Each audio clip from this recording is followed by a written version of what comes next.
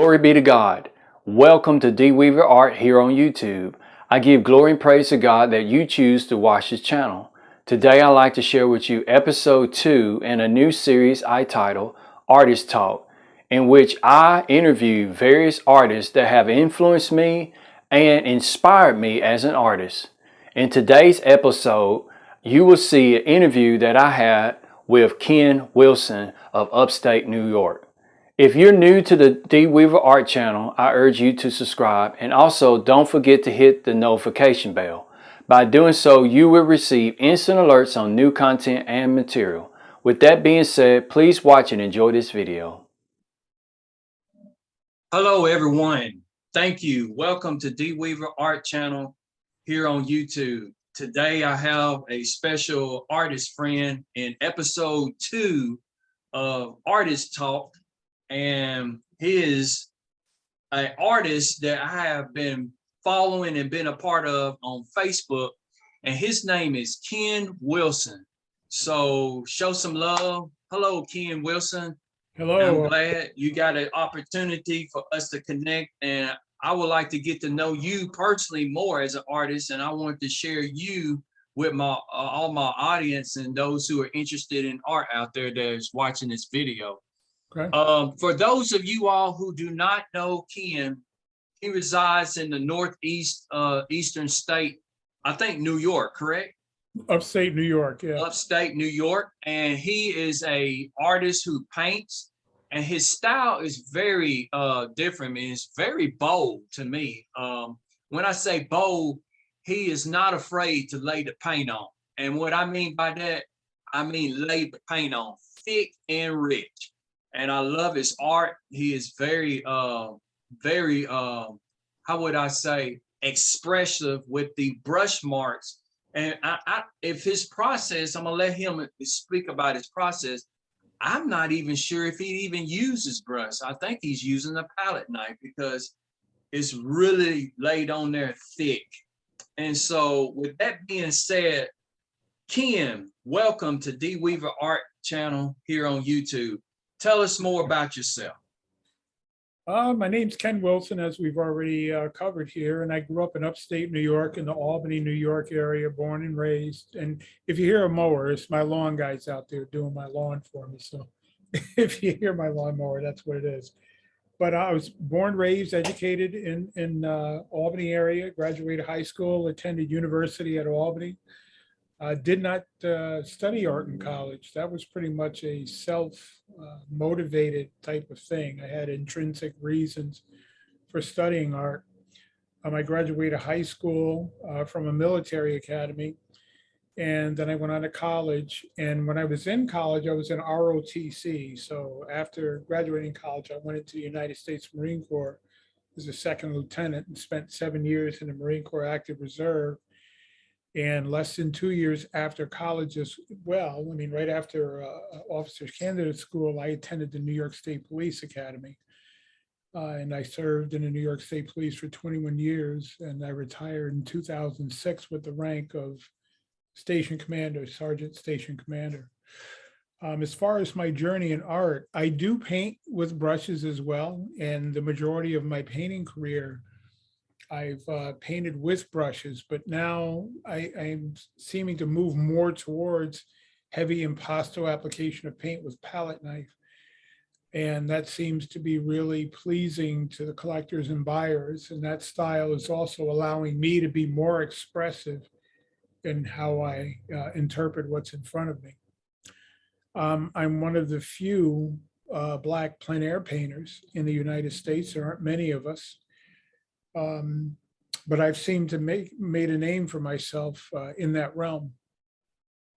Awesome. Awesome. You know what? Thank you for serving our country. And if I saw this correctly on your profile on Facebook, it says that you are a pilot too. Is that, can you elaborate a little bit more on that? Yeah, it's interesting, that story. I'll try to be as brief as I can without putting people to sleep. But back in 1998, I was a sergeant in the state police. I was bored one day. We don't patrol like other agencies. Sergeants in New York State Police respond to serious incidents, and we supervise troopers. I was bored, so I went over to an airport near me in Saratoga, and I pulled in a troop car, got my shiny uniform on, I got the car there, and there was an older black gentleman with a young boy, probably 4 or 5 years old with him. And the kid turns around, sees me coming. He comes running up to the car. He wants me to turn on the lights. He wants to sit in the passenger seat. He was really enamored by that. And so I had conversation with the gentleman, and it was around track season. And track season, for people who don't know it, upstate New York has Saratoga Race Course, which is the oldest sporting venue in the United States and also the oldest racetrack. And a lot of the horse owners and those folks fly into Saratoga County Airport to attend the races. And so the older gentleman was standing there watching jets come in. So we had a conversation, and I asked him if he had ever flown. And he said, yes, I've flown before. And I'm looking at him like, all right, well, he's up there, he's over the age of 70, I'm quite sure. So I'm like, oh, that's pretty interesting to see an older black man who had dabbled in flying. So that's what, like, did you take lessons? He said, yeah. I mean, he wasn't, about to start, throwing it out there who he was. So he said, you flew in the military. So then, okay, using my powers of deductive reasoning, I realized that I was talking to one of the Tuskegee Airmen. Oh, So I came out and asked him, I said, were you part of the 339th? And he said, yes. I got to tell you, I did everything but get out of that troop car and get on all fours and just, to praise everything that he had gone through. So his name is Clarence Dart. He's since passed. He passed in 2012. He was in his 90s. And the funny story is, probably about a month before, I had gone over to another nearby airport to take a familiarization flight in Cessna 172. So I went with an instructor, went up. It was kind of choppy that day, and I really didn't enjoy it that much. So after we landed, he asked me if I was going to continue or start flight lessons. And I don't know, I'm going to let you know. So I took some time to think about it. But in my conversation with Mr. Dart, he stated that he had flown 95 combat missions and had been shot down twice. He had won every air defense medal that you can win as a pilot in the United States military, defending a country who really didn't want us flying in the first place. Thanks to Eleanor Roosevelt and others who made that thing happen. So I told myself, if he can go through what he did, I can stop being a big baby and learn how to fly a Cessna 172. So I started scheduling my lessons, and I went back, and I've been a pilot ever since. And I went on to get my instrument rating, and so. Well, I tell you what, that is quite amazing how your steps were ordered in such a way to get a chance to meet one of the revered pilots of World War II, one of the great pilots, and it was more than just him, the Tuskegee Airmen. I tell you what, that was a very historical moment for you, and we're so delighted that you shared that with us, man. I will say that I'm sure by you flying has made you even courageous, and your artwork, I'm sure too, Well, yeah, I'm pretty bold. I don't know if you saw Eric's video on Streamline Video, the art demo that I did. And one of the questions he asked me is like, you have no fear, do you? And I'm looking at him, I'm like, dude, all that I've seen in my life, situations, my first year in the state police, I got shot at on my birthday, going to serve a warrant that wasn't even mine. And so, no, I mean, I look at everyday things now. Nothing scares me. I just live my life and I go boldly forward. And I have another major adventure coming up here within the next few months and then into the future. Well, Ken, I want to ask you this question. Who are some of the artists out there in your journey as an artist that has influenced your artwork? The Hudson River School painters initially, because I lived within walking distance of Albany Institute of History and Art, and I would walk there sometimes after school on the weekends, and I would go and stare at these paintings. And it was interesting because I would go in and I would stand in front of, say, Albert Bierstadt painting. He's my favorite Hudson River School painter. And I would just be staring at the brushstrokes, and I would step back and take a look and see how everything came together. And I would step forward. I would be inches away from the canvas. And security guards are looking at me like, who's this kid? I mean, I'm like 12, 13 years old. I'm this young Black inner city kid, and I'm in there studying these paintings. There was an artist that I met shortly thereafter, and now he's a professor at Principia College. David Kofter is his name. And he did a painting by the title of North Elba. And it was a landscape painting of an area in the Adirondack, huge panoramic scene, storm clouds coming in. And I told him that I loved that painting, that it had a great influence on me. So he was someone who's been encouraging me throughout the years as well. Edward Mitchell Bannister, the Black landscape painter, speaking of that whole technique of the Hudson River School, though he was not one of the Hudson River School painters. He was self-taught, and he became more famous in Europe as a painter than he did here in the United States, as happens with most of us. As far as Black women artists, there was a sculptor, Edmonia Lewis, they called her Wildfire. And she grew up probably 10 minutes away from where I live currently. And she was born in 1844, and she was a sculptor, as I said. And she never really got the amount of fame here in the United States as she did when she emigrated to Paris. She went to Paris, and she gained worldwide fame. She had collectors from all over the world. And then she started getting much more recognition in the United States as well. But her nickname was Wildfire. She put up with nonsense. You know, so those are two. Yeah. Yes. You know what? I was just sitting up here listening to you just share your unique journey and your life experiences. And, you know, as artists, that's amazing, because as artists, we don't realize that when we create, we pour out our hearts on that canvas. Absolutely. And subconsciously, not even realizing it, we're releasing the message of our journey on that canvas. And so your artwork is quite phenomenal. And speaking of your artwork, I want to just share with the audience a few of these pieces that I have in the file here.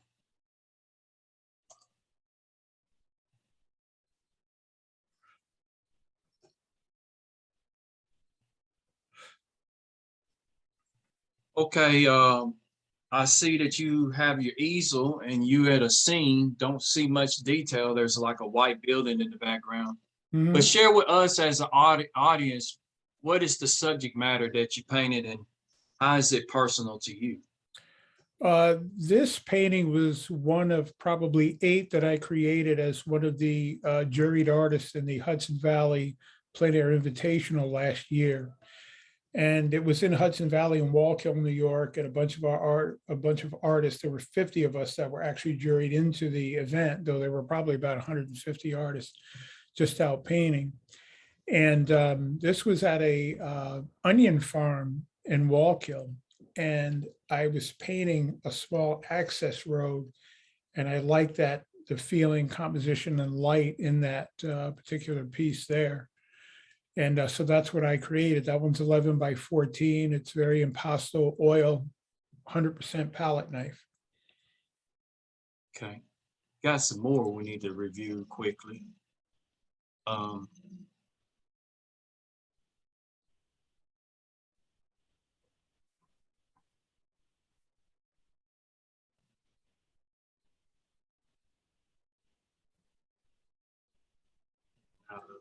there's some.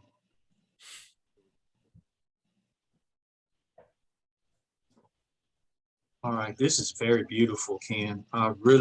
When I saw this, I really was blown away by the sky. Colors are rich. And once again, there it is, that awesome trademark of yours, the real thick and pesto style. So share with the audience, where were you at when you painted this? Did you paint this from a photo, or did you paint this out in plein air? Which painting are you speaking of now? Do you see the one with the field and the sky? Can you see what I'm looking Oh, at? the last one to the right, Okay, the one with the dark frame? hang on just a sec. This is the one with the field. There's a field and then the blue sky and the clouds going all the way across the top. Okay, You have all right, yeah, that's, 2/3 of the painting is sky and 1/3 of it's landscape. okay. That was a plein air painting that was done recently in Vermont facing east. And I was able to set up off the road partially into a field, but I can look east into eastern Vermont, more northeast. And that one is 20 by 24. And that one took me probably only about 2 hours to complete. That's good. That's good. Another thing about painting expressively with a palette knife is that I'm able to create work very quickly and still be able to maintain the detail, temperature, values, and all of those things that are important in a painting. Now, this painting, do you have prints of this made? No, generally I don't do a lot of prints, and I find that if you really get heavily into prints, then you become a print artist, and people will say, well, why do I want to purchase the original when I can just get a giclée print? Gotcha. And end up hanging on to the painting forever. So if I do prints, the times that I have done them, I've done limited edition. And then after that last print is sold, I don't do anymore. Okay. Let's look at another one.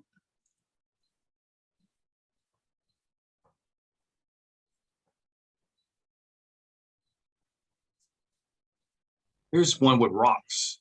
Yes, that one was, yeah, it's the one with the pewter frame, correct?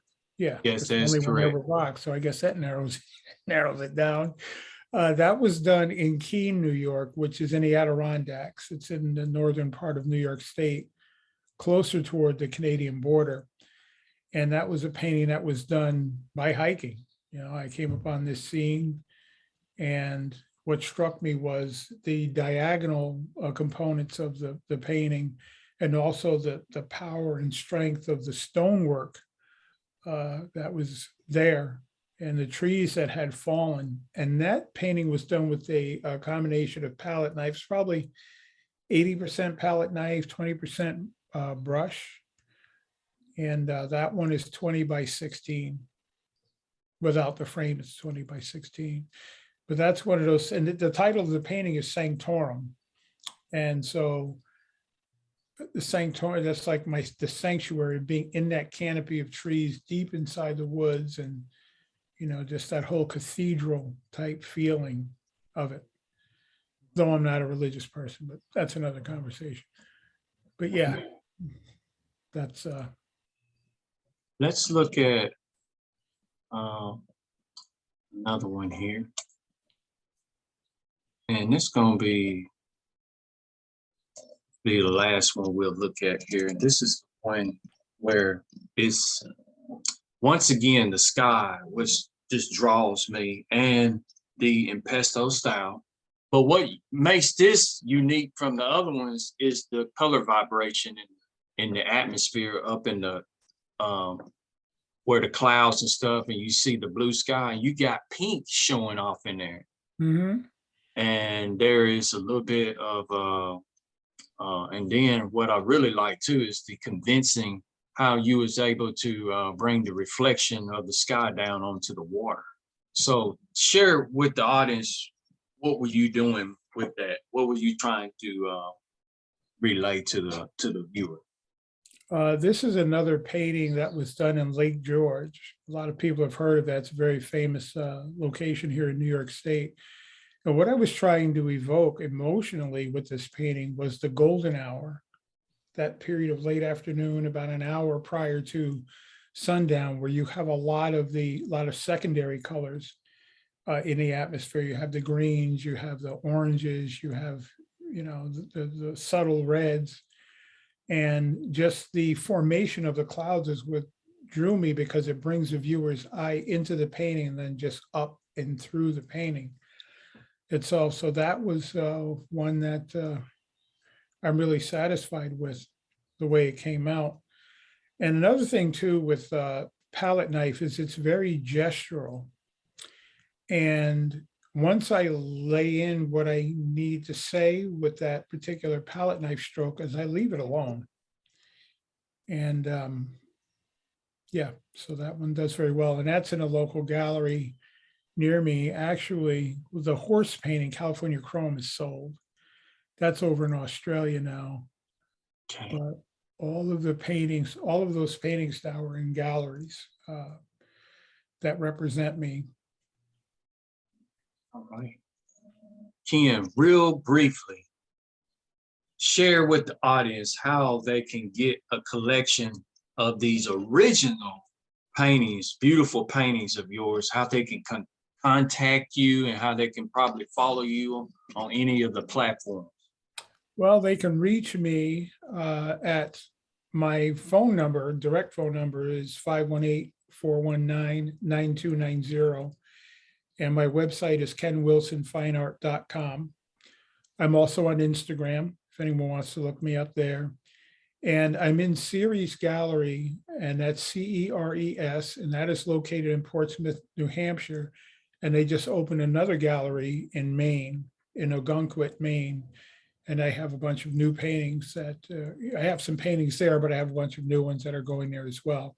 I'm also in Morningside Gallery in Latham, New York. And Awesome. Those are very easily searched on Google. One can find them. And then contact me directly. And I'm also available for commissions if people are open to that.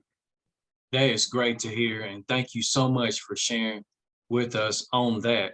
And I have a question to ask you for the young artists that are out there, even young as far as single digits, like 8 years old, and even younger than that as far as 6 years old, all the way up to college or high school artists, people who are aspiring to be artists and want to be serious about living as art. What is something or statement you want to leave with them as we close this artist talk? Basically, you can do anything you want. I started my art journey in an era before the internet. Yeah, I remember being in Catholic school and kindergarten, having my teacher, Miss Lapatina. I still remember, I can picture her to this day. And I was somewhat of an art prodigy, and she kind of nurtured me along and encouraged me. And I had people in my life like that throughout my art journey in school, in high school. And it's different now because back then, like my parents, they didn't know any artists that were successful, that were, doing their thing. But now you can just Google artists and you'll see people that are doing it, people who look like you who are doing it as well. And in closing, I want to say this. In the Albany City School District, I'm also introducing plein air painting to a lot of the urban kids to give them an outlet. The good thing about plein air painting specifically, and for those who aren't familiar, the term plein air, it's spelled P-L-E-I-N. Air is a French term. It means to paint outdoors. Is that I'm putting together a program. We're able to come in with transportation and bring kids out to locations similar to the ones you see in my paintings, and then show them how they can create paintings as well and not be so parochial in the things that we are interested in. So that's the main message that I want to give. You can do anything that you want to. Just put your heart and mind into it. All right, Ken. That will end this episode 2 of Artist Talk. And once again, you heard straight from the artist's mouth, Ken Wilson. Thank you, Ken, for being on Artist Talk episode 2. Please continue to do what you do and making an impact in your area and the art world. And if you are new to the D Weaver Art channel, I urge you to subscribe. And also don't forget to hit the like button and share this awesome experience that we heard today and seen the artwork of Ken Wilson. God bless you and see you next time. Thanks for having me. I appreciate it.